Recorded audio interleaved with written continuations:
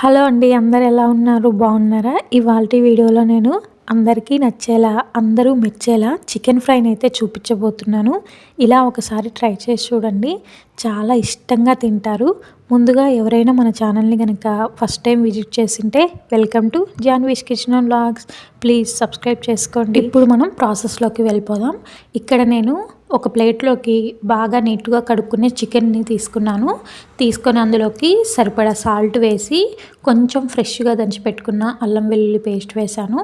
దాని తర్వాత పచ్చిమిర్చి పేస్ట్, కొంచెం పసుపు, కొద్దిగా కారం, అలాగే కొద్దిగా కొత్తిమీరను వేసి ఈ మసాలా అంతా ఈ చికెన్ ముక్కలకి బాగా పట్టే విధంగా కలుపుకోవాలి.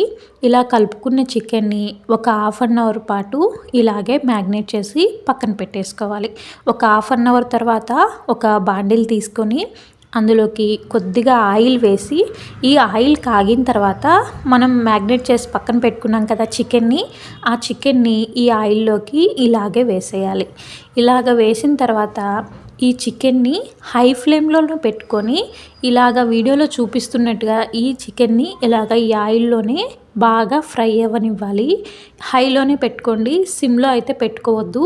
మీకు కావాలంటే మీడియం నుంచి హై ఫ్లేమ్లో అడ్జస్ట్మెంట్ చేసుకుంటూ ఈ చికెన్ని బాగా ఫ్రై అవ్వనివ్వండి. ఈ చికెన్ని 2 నిమిషాలు ఆయిల్లో బాగా ఫ్రై అవ్వనిచ్చి మరొక 2 నిమిషాలు కలబెడుతూ మళ్ళీ 2 నిమిషాలు ఈ ఆయిల్లో ఫ్రై అవ్వనిచ్చి ఇలా మధ్య మధ్యలో కలబెట్టుకుంటూ ఈ చికెన్ని మనం గోల్డెన్ బ్రౌన్ కలర్ వచ్చి ఈ చికెన్లోని వాటర్ అంతా పోయేంత వరకు అయితే మనం ఈ చికెన్ని ఇలాగే ఫ్రై చేసుకోవాలి.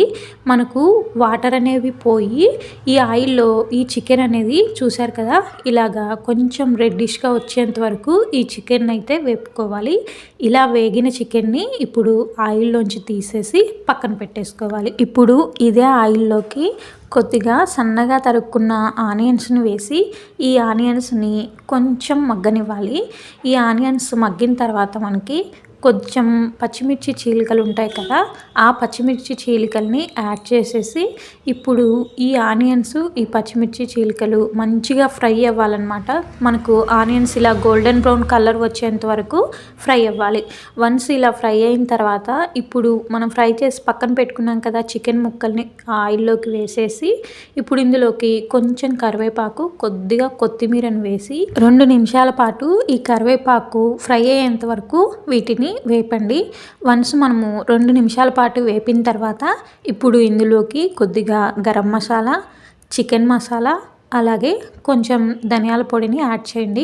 నేను ఇక్కడ 1.5 స్పూన్ వరకు ధనియాల పొడిని యాడ్ చేశాను. ఇలా యాడ్ చేసిన తర్వాత ఇప్పుడు ఇందులోకి కొంచెం మిరియాల పొడిని యాడ్ చేసి ఒకసారి కలబెట్టేసేయాలి. 2 నిమిషాల పాటు వీటిని కలబెట్టేస్తే మనకు ఆ మసాలా అంతానే బాగా ఫ్రై అవుతుంది. నాకు ఇక్కడ ఈ మసాలా సరిపోయినట్టుగా అనిపించలేదు, అందుకని ఇంకా కొంచెం ధనియాల పొడి అలాగే కారం కూడా యాడ్ చేశాను.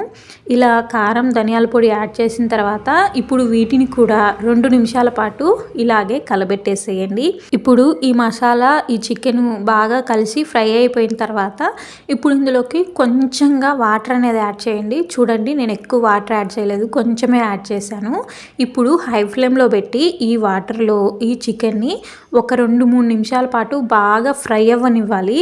అప్పుడే మనకి ఆ వాటర్ అంతా ఇంకిపోయి ఆ మసాలా అనేది కూడా మనకి చికెన్ ముక్కలకి బాగా పడుతుంది. ఈ మసాలా అంతా ఈ చికెన్ ముక్కలకి బాగా పట్టిన తర్వాత ఇంకొక 2 నిమిషాలు అయితే మనం స్టవ్ ఆఫ్ చేస్తాము అనగా కొత్తిమీరను వేసి స్టవ్ని హై ఫ్లేమ్లో పెట్టి ఈ కొత్తిమీరను కూడా ఒక 2 నిమిషాల పాటు బాగా వేపండి. ఇలా వేపడం వల్ల కొత్తిమీర ఫ్లేవర్ అనేది చికెన్కి పట్టి టేస్ట్ అయితే ఇంకొంచెం ఇంక్రీజ్ అవుతుంది. ఇలా 2 నిమిషాలు బాగా వేపిన తర్వాత మనకైతే చికెన్ ఫ్రై అయితే రెడీ అయిపోయినట్టే. ఇలా ఒకసారి చేసి పెట్టండి, ఇంట్లో అందరూ చాలా ఇష్టంగా తింటారు. మరి ఇంకెందుకు ఆలస్యం, ఒకసారి తప్పకుండా ట్రై చేసి ఎలా వచ్చిందో నాకు కమెంట్ చేయడం మాత్రం మర్చిపోవద్దు. అండ్ ఎవరైనా ఫస్ట్ టైం మన ఛానల్ని విజిట్ చేసింటే ప్లీజ్ ఆ పక్కనే సబ్స్క్రైబ్ బటన్ ఉంటుంది, సబ్స్క్రైబ్ చేసుకొని ఛానల్ని ఎంకరేజ్ చేయండి. అలాగే వీడియోని లైక్ చేసి షేర్ చేయండి. Thanks for watching.